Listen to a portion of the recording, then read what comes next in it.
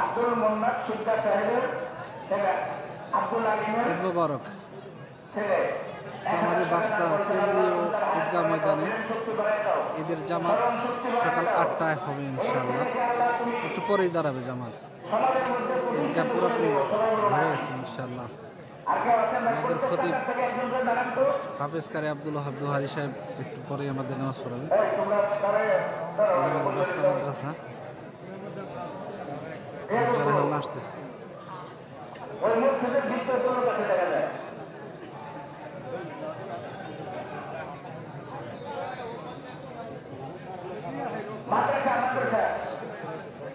সমাজমুক্ত হচ্ছে মা বাবার নামে, দাদা দাদির নামে। আজকে এখানে দোয়া হবে, তাদের জন্য মাদ্রাসায় মুক্ত হতে দান করুন। কোশ্চেন পরে একজন লোক গেল চোর মসজিদে যাওয়া হবে কেরা আছে এত লোক দেখি না ভালো